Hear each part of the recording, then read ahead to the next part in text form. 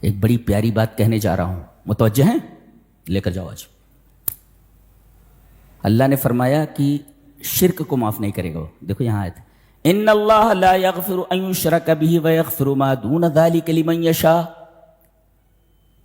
شرک کتنی بری چیز ہے۔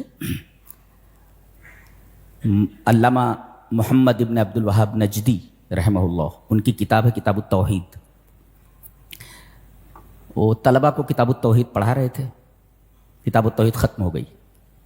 ایک دفعہ طلبہ ادھر سے گزرے تو شیخ بڑے غمگین تھے، وجدہ مہمومن، بڑے غمگین تھے۔ تو طلبہ نے پوچھا، حضرت آپ اتنے غمگین کیوں ہیں؟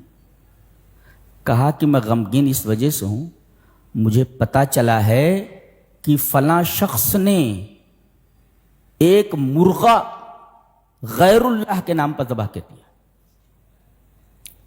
اس وجہ سے میں غمگین ہوں۔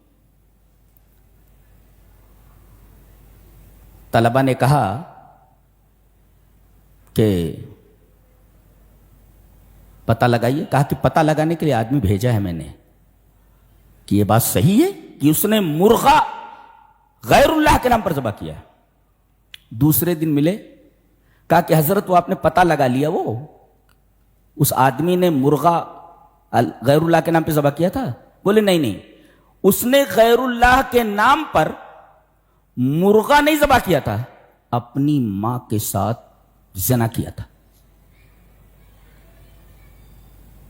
یہ پتہ لگا۔ طلبہ سب غصے میں آ گئے، ایسے آدمی کو قتل کر دینا چاہیے، ایسے آدمی کی بوٹی بوٹی کر دینی چاہیے، ایسے آدمی کی منڈی کاٹ دینی چاہیے۔ حضرت کو غصہ آ گیا، کہا کہ تم نے توحید کو سمجھا ہی نہیں اب تک۔ میں نے جب کہا کہ اس نے اللہ کے علاوہ کے نام پر مرغا ذبح کیا تو تمہیں اتنا جوش نہیں آیا، لیکن جب ماں کے ساتھ زنا کرنے کی بات آئی تو تم غصے میں آ گئے، جذبات میں آ گئے۔ اس کا مطلب شرک سے زیادہ اہم ہے ماں کے ساتھ زنا کرنا۔ تم نے کتاب التوحید صحیح سے پڑھی ہی نہیں، اب پھر سے تم کتاب التوحید پڑھو۔ یہ توحید کا مقام ہے۔ اللہ، بڑے خوش نصیب ہیں آپ کہ اللہ تبارک و تعالیٰ نے آپ کو توحید عطا فرمائی ہے۔ کمپرومائز ہے، اگر یہ نہیں ہے تو پھر کوئی کمپرومائز نہیں ہے۔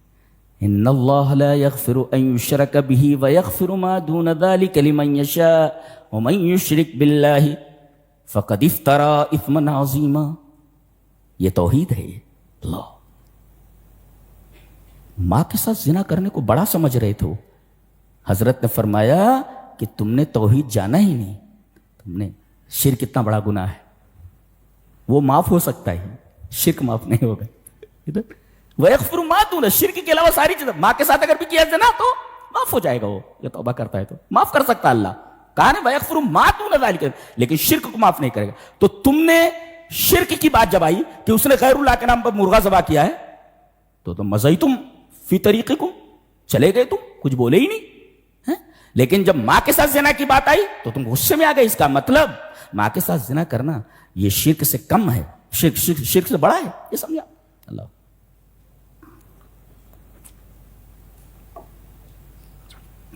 دوسری چیز یہ ہے، تعلیم ہے اس میں کہ بچوں کی شادی جلدی سے کر دینی چاہیے۔